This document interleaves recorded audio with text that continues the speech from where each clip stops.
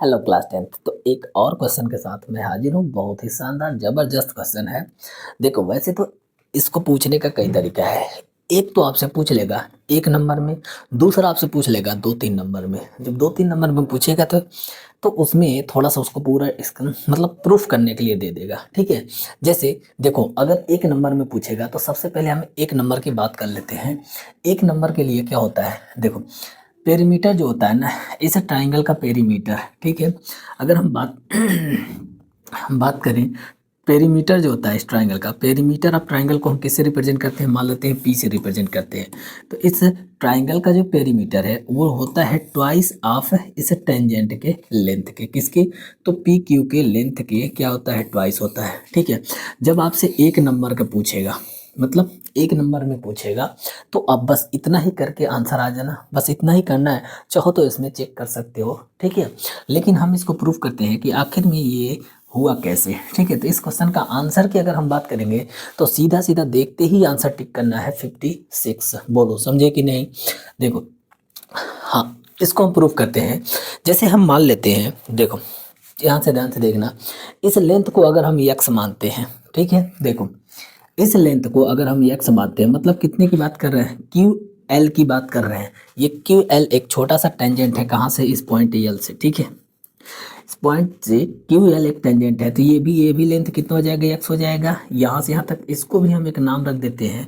क्या नाम रख ले, इसमें तो कुछ मेंशन नहीं है, एल एल है, कुछ भी रख लेते हैं, कोई दिक्कत नहीं है, मेंशन नहीं है।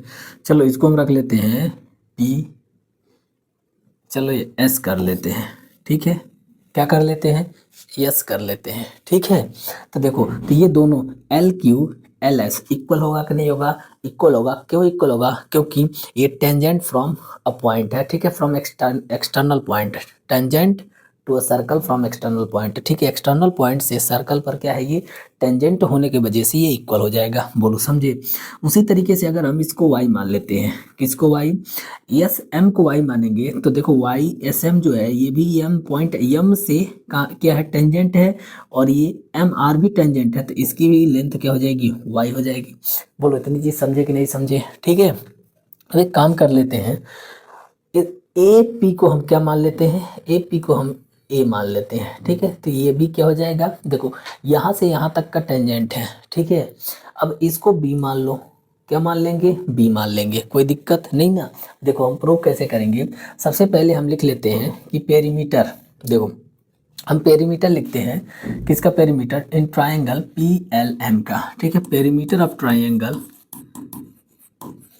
Perimeter perimeter of triangle P L M, तो क्या हो जाएगा, perimeter of triangle P L M का हो जाएगा, देखो ए प्लस बी क्या हो जाएगा, A plus B plus X plus Y, क्या हो जाएगा, एक्स प्लस वाई। ठीक है, इतनी चीज़ आपको समझ में आ रही होगी। बस एक काम करना, पेरीमीटर को हम लोग किससे रिप्रेजेंट किए हैं, पी से मान लेते हैं रिप्रेजेंट करने, पी से नहीं, पी तो यहाँ पर पॉइंट मेंशन है। तो पेरीमीटर को, चलो हम पेरीमीटर को पेरीमीटर ही लिख लेते हैं। ठीक है, पी आर लिख लेते हैं। पेरीमीटर को हम लोग किससे रिप्रेजेंट कर दे रहे हैं, पी आर से रिप्रेजेंट कर रहे हैं। ठीक है, पी आर से रिप्रेजेंट कर लेते हैं।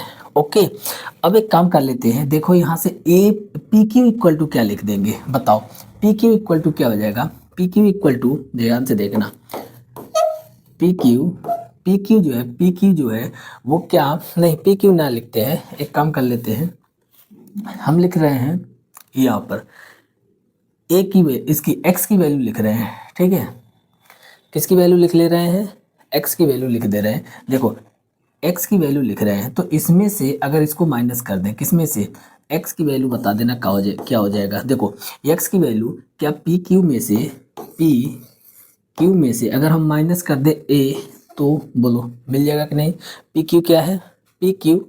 ठीक है, तो देखो ये पी क्यू में से अगर हम ए माइनस कर दें तो एक्स की वैल्यू हो जाएगी कि नहीं हो जाएगी।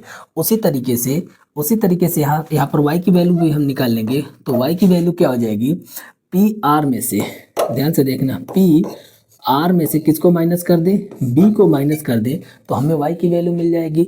यही दोनों वैल्यू हम इसमें क्या कर देते हैं, पुट कर देते हैं। तो देखो पेरीमीटर जो हो जाएगा वो क्या हो जाएगा, perimeter equal to A plus B, और प्लस इसकी जगह पर क्या लिखेंगे, P Q minus A plus P R minus B. अब एक बात बताओ, देखो माइनस माइनस ये प्लस माइनस वाला ये कैंसिल आउट हो गया, बचा क्या?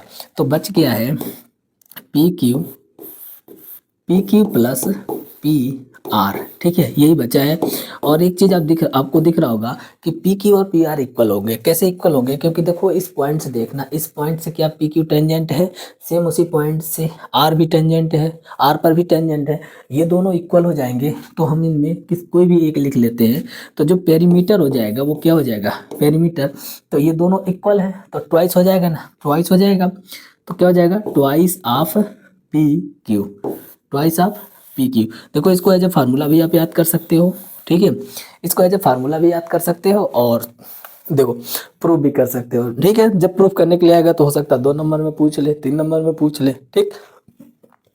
और 1 नंबर में जब पूछेगा तो सीधा सीधा आपको फार्मूला अप्लाई करना है, यहाँ से ये फार्मूला अप्लाई करो, डायरेक्ट आंसर आ जाएगा। ओके, तो देखो ये रहा, ये प्रीवियस ईयर के क्वेश्चन है, क्लास 10th से प्रीवियस ईयर से लिया गया है। तो इस पर बेस्ड बहुत सारे क्वेश्चन आपसे पूछे जा सकते हैं आने वाले एग्जाम में। ये वीडियो कैसा लगा आप हमको कमेंट बॉक्स में ज़रूर बताइएगा।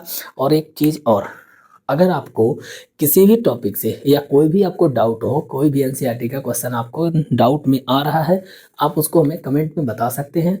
उसके बारे में देखेंगे, जैसा जिस तरीके से आप लोगों का रिस्पांस रहेगा मैं उसका वीडियो, उस क्वेश्चन का वीडियो में समझा दूंगा, ठीक है। एक एक क्वेश्चन की बात है तो कोई दिक्कत नहीं है, मुझे समझाने में कोई प्रॉब्लम नहीं होगी, ठीक है। और वीडियो अच्छा लगा तो लाइक करना, नए हो तो चैनल को सब्सक्राइब कर लेना। इस तरीके के वीडियो आपको और आगे मिलते रहेंगे। चलिए मिलते हैं नेक्स्ट वीडियो में, तब तक के लिए धन्यवाद। और आने वाले यानी कल आप जो सीबीएसई बोर्ड वालों का कल इंग्लिश का एग्ज़ाम है, ठीक है, तो उनके लिए ऑल द बेस्ट।